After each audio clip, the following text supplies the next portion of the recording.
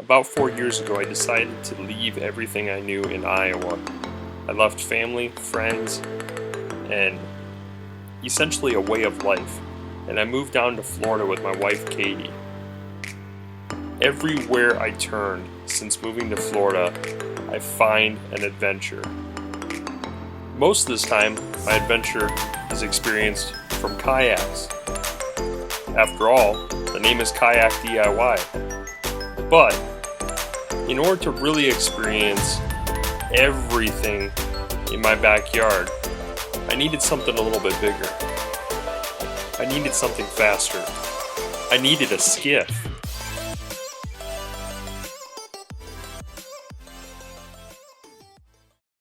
Hey folks, welcome back to Kayak DIY. In this episode, we're going to be going over the skiff project once again. I revealed that I had purchased the skiff from Seasick, the YouTube channel, and he gave me a really good deal. I paid $1,300. It came just as you see here. I sold the trailer for $150. I sold the outboard for $950. I sold the trolling motor for $45, and then I purchased this 25-horse Yamaha 2-stroke, which is going to be awesome. Now, Mike at Seasick YouTube channel was great at bringing me up to speed on how to go about fiberglassing. For this particular build, I got all my products from FGCI. That's what my buddy Mike at Seasick YouTube channel was using, and so I ended up using the same product. I really like their resins and their glass. The resin really works well. The second I got the skiff, I began stripping it down to the bare bones, and I sold what I could. So the great reason for having davits in my backyard, which are these little mini cranes, is that I can swing the boat over land to work on it, or I can swing it over the water to launch it. The boat has had tons of tree leaves and so falling into it, and it's a little bit dirty, so we're gonna have to clean it out before we get too aggressive in doing fiberglassing. But what we're gonna be doing right now is we're gonna start out by cutting out this original deck. So right here is actually some of the original deck we're gonna keep. So we're keeping this brace here, and we're keeping this top piece here because this is gonna become the support for our new deck. We just need to remove this white piece of plywood that the previous owner put in. So I'm thinking I want the deck to go all the way back to right here. So that deck will be from here on forward, and that will give me a lot of usable space. What I'll do is I'll end up popping these off, and then on the new deck I'll end up cutting a hole right around here so I can access these pre-molded areas, so I can still have a live well, I can still have a battery bank area over here. We're just basically going to strip it down to where, you know, we only have this support area so that the new board or new deck can lay in here and have some good support, but basically none of this other stuff will be here.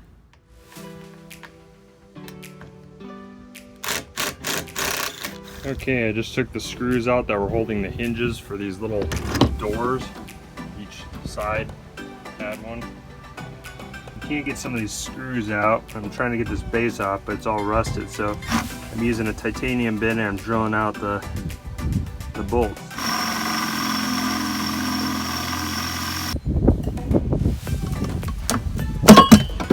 There we go. Finally got it. Okay, this is the oscillating tool that I picked up. I'll have it linked in the video description below, but you can get them cheaper than this. This is just the one I got because it looked like a really handy tool, so I wanted to buy something of higher quality. But you can get these for around $30 or less. Okay, here's the tool that we'll use. This is the locking mechanism. It uses these style blades. It actually has universal type mount, so it works with a bunch of different brands of blades. So that's why I chose this one.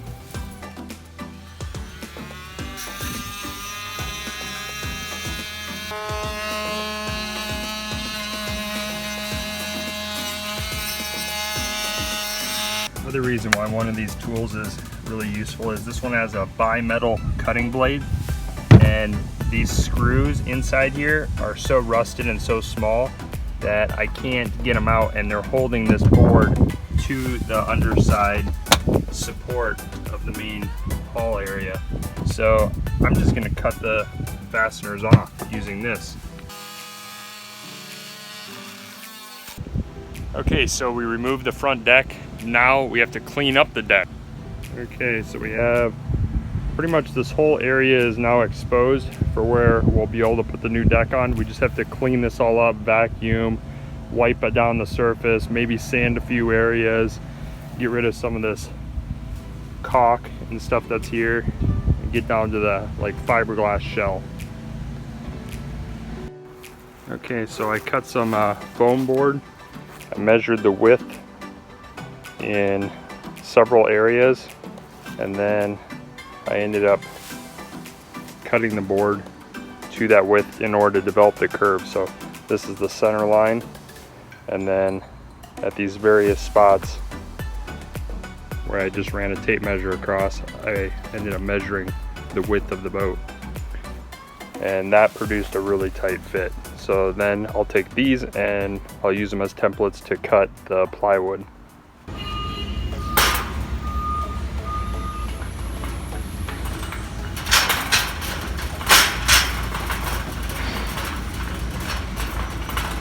Hold up, right here. AB Marine 3/4. Yes, it's pricey. And what really sucks is I already screwed up once. So I already have gone through one of these. Okay, so we used the foam board to create a template on our plywood.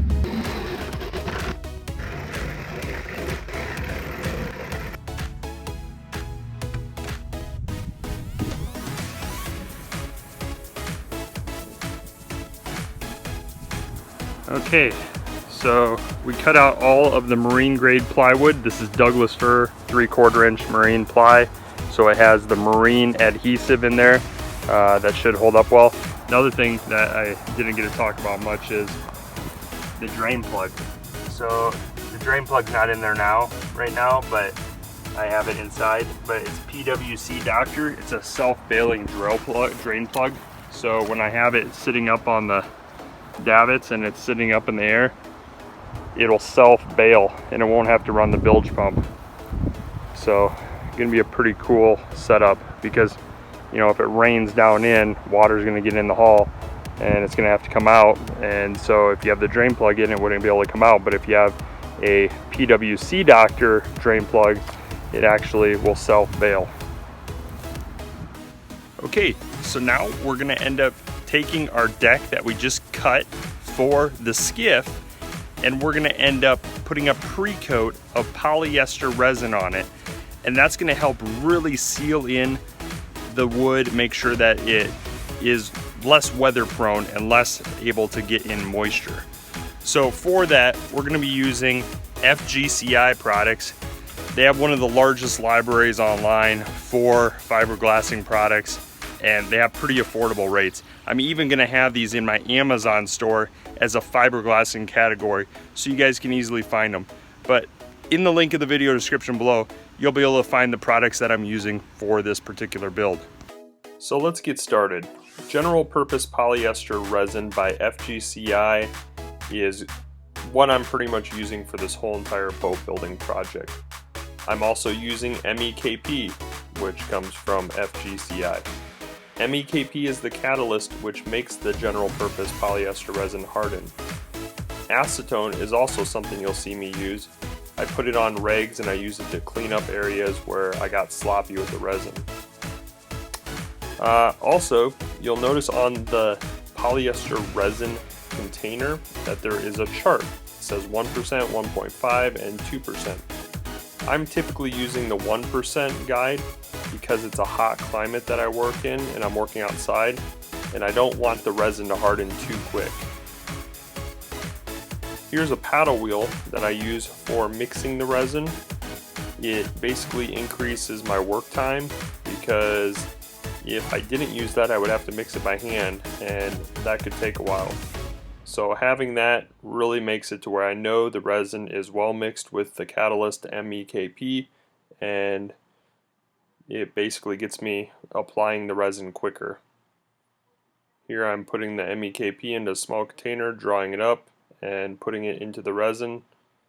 I'm just mixing a small 1 pint batch, and I'm using 5 cc's of MEKP for the 1 pint of resin. You'll see that this is optional, but you can actually add acetone in with the resin. You can add up to basically 10%, but I chose not to do that because I thought the resin was actually thin enough due to the heat, and so it seemed to soak into the wood quite well. You want to make sure you apply it everywhere on the wood, and especially look at the edges of the wood. Going back to the boat, I use that same general purpose polyester resin, and I mix up a batch of it, and I end up using some chopped strand mat to start filling in holes and damaged areas on the boat. There were a lot of them.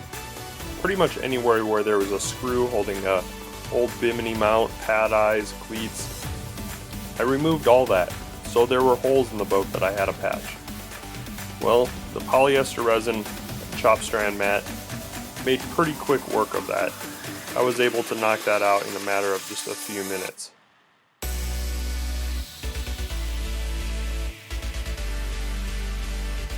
So here I am mixing up another batch of resin, drawing up 5 cc's, putting it in with my 1 pint of polyester resin.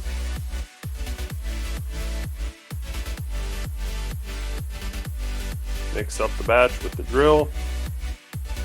You don't want to mix it too fast because you don't want to put air bubbles in, but you just want to make sure it's thoroughly mixed.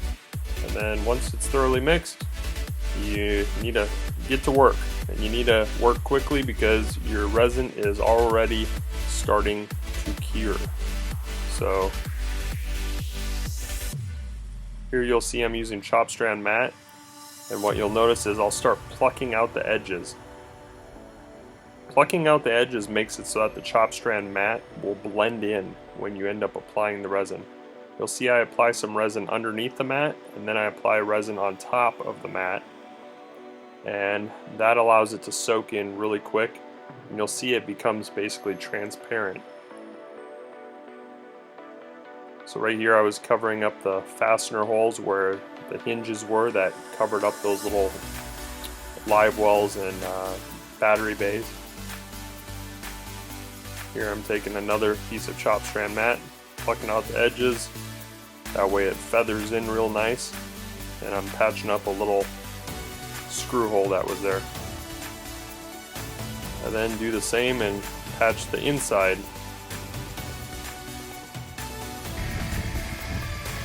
I noticed I had some damage on my transom.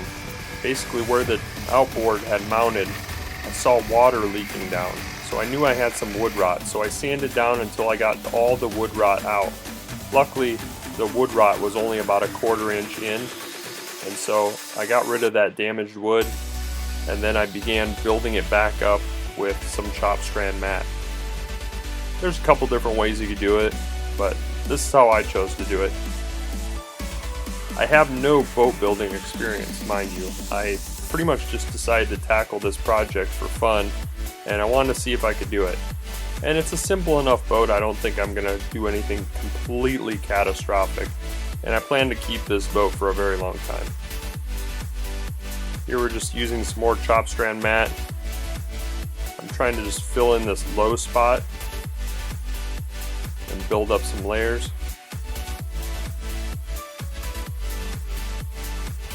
I came back to this transom a few times throughout the build and basically allowed the resin to partially cure in these little spots here. I started out just using chopped strand mat, but later on I switched over to some 1208 Biaxial, which has more strength, and I put that over top of the whole entire repaired site. Here's a look at the 1208 Biaxial. 1208 Biaxial is the fabric that basically I'm using to put over top of the deck as well, and it's going to just give that area a lot of strength. I'm using the roller to squeegee out basically any excess resin. You can see I basically fixed a bunch of different areas there on the boat. Now we're dropping in the deck. It's a two-piece deck because I made it quite large, so I actually had to use 2 pieces of plywood. I could not do it all with one sheet of 4x8 on this particular boat. So now that I have the deck in, I need to use some putty, and I actually have red MEKP, which is nice to use with putty because it helps you see when you mixed it well, because the putty will turn pink. If you use clear MEKP, you wouldn't be able to tell if you mix the putty well enough with the catalyst. So this putty is a polyester resin base. So we're using polyester resin base everything. The gel coat, the putty, and our resin that we're using for fiberglassing is all polyester based. So here we're putting our MEKP. We're squeezing the bottle. This is a cool little bottle that FGCI sells. I came across it later on in the build. So you just squeeze and it fills from the bottom up, and you just put the amount that you want in the container. I believe I did 7 cc's for this little amount of putty. So 7 cc's of MEKP went in with the putty. And then right here what you'll see me doing is I'm using PEX tubing, which is flexible tubing from Home Depot. It's used for home water plumbing. And what I'm doing is I'm pushing it in the gap between the deck, and I'm going to use this to run wiring up to the bow. But I wanted to be able to hide the wiring and protect the wiring at the same time. So I'm basically going to fiberglass over top of this PEX tubing, and that will allow me to have like a sleeve to run my electrical wiring through.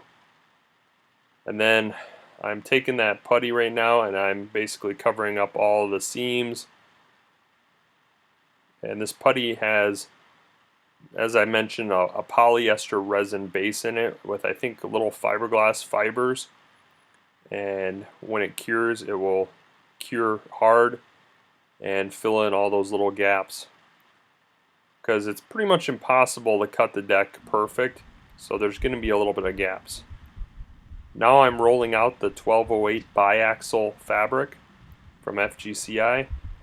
This is the 1208 Biaxial by 50-inch roll.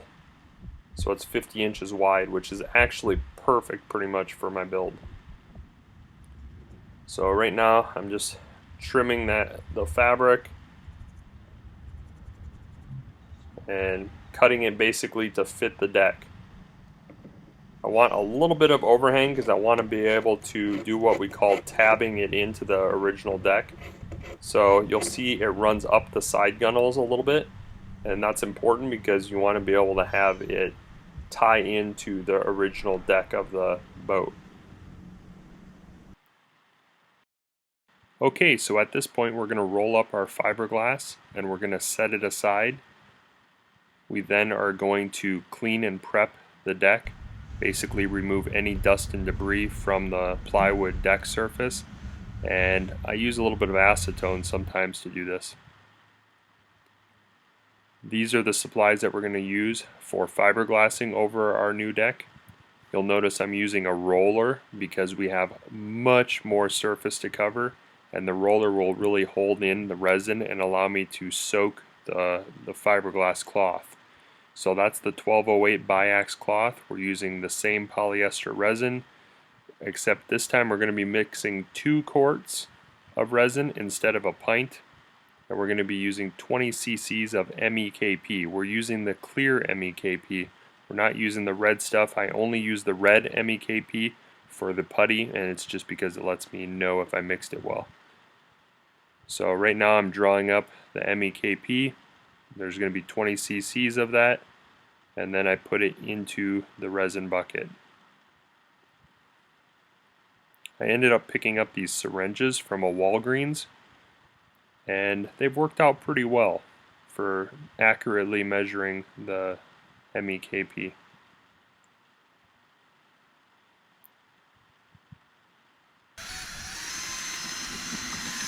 So now we're using the drill to thoroughly mix the resin and the MEKP.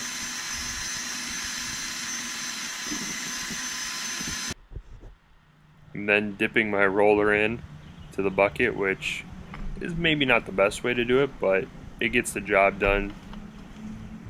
I eventually become a little bit impatient and I just end up pouring some of the resin onto the deck, and actually I found that to work out pretty well. Because the way you need to do this is you need to actually roll the resin onto the deck before putting your fiberglass onto the deck. You don't want to put your fiberglass cloth on and just put resin over top. You want to make sure to generously put a pre-coat of resin over top of the deck and then put your cloth on top and then put more resin on top of the cloth. Because the cloth is thick, this will help basically the cloth to get adequately absorbed with resin. So I'm just coating all the surfaces there with some resin, and then I put the cloth on, and this will allow the resin to start soaking in from the backside while I put resin on top of the cloth and soak it from the other side.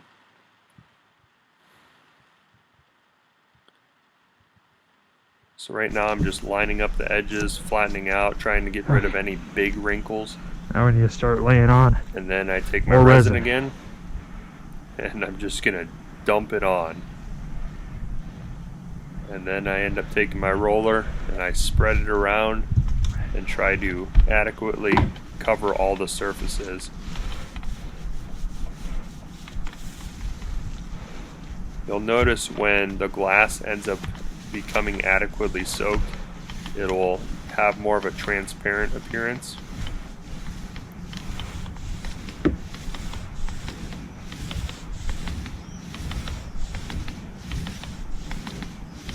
So right now I'm just trying to quickly cover as much as I can and roll it around.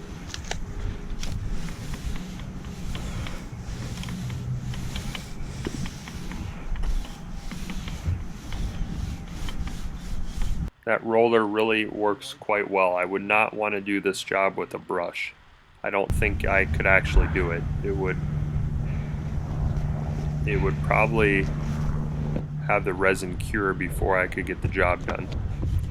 So using the roller is pretty much a must when you're trying to cover this much area. You'll notice that the glass is soaking up that resin really well, and it's starting to appear more and more transparent. That's how you know that you really are coating it in well and that the resin is soaking in. You'll notice that I also left quite a bit of glass cloth. I cut it so that it would run up the side of the gunnels. That's important as well, because essentially what you're trying to do is tie the new deck into the old deck. And so having a little bit of overhang running up the gunnels, that's what's going to really hold this deck in place. So we just keep rolling it out. You'll notice it's soaking it all up. I then take my little metal fiberglass roller and I try to pull out any excess out of the glass and evenly distribute it through the cloth.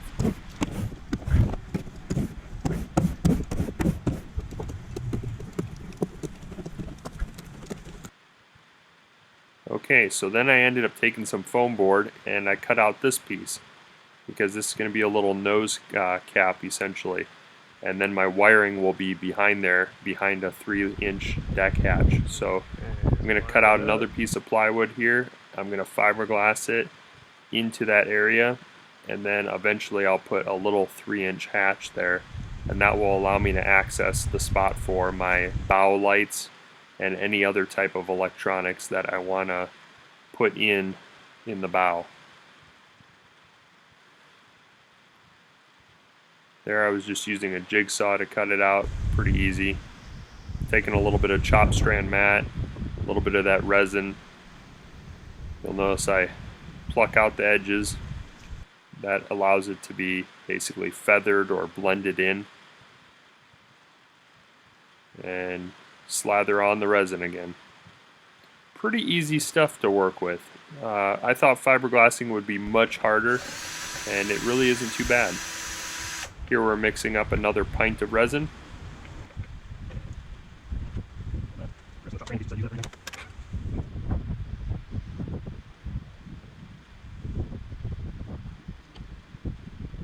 We're gonna quick lower down the boat a bit. Then we're gonna grab another piece of the 1208 Biaxial,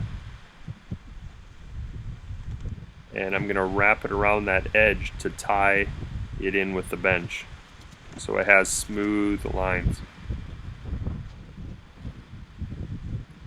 This will be a similar process, except for this I can probably use just the brush since it's a smaller area. So right now I'm just pre-coating the surface with resin. I'll lay the cloth on top, and then I will apply more resin over top of the cloth.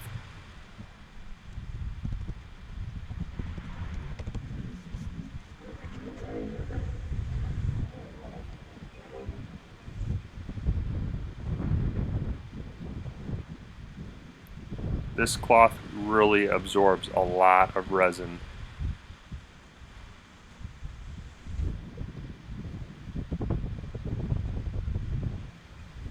But this cloth is also going to add a lot of strength. The 1208 Biax is going to be much stronger than the chop strand mat. I use the chop strand mat for blending. So I may end up putting chop strand mat over top of the 1208 Biax just to give a more smooth appearance before doing a gel coat.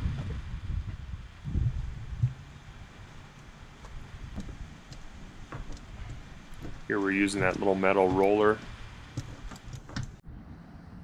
Okay, so after doing some thinking, I'm thinking I may cut out this lip here and flatten it out a bit, and then fiberglass and close in any areas that need to be closed. I'm still going to keep these as compartments, but I think I'm going to cut that so it's more flush. So after much debate, I decided to remove this area. By doing so, I expanded the opening there where I would be able to put larger items into the hull and basically have larger items stored under the deck. Also, it allows me to be able to crawl under the deck and to do things like wiring. So it just made a lot of sense to get rid of this. After cutting this area out, I laid a little bit of fiberglass in there just to blend the edges.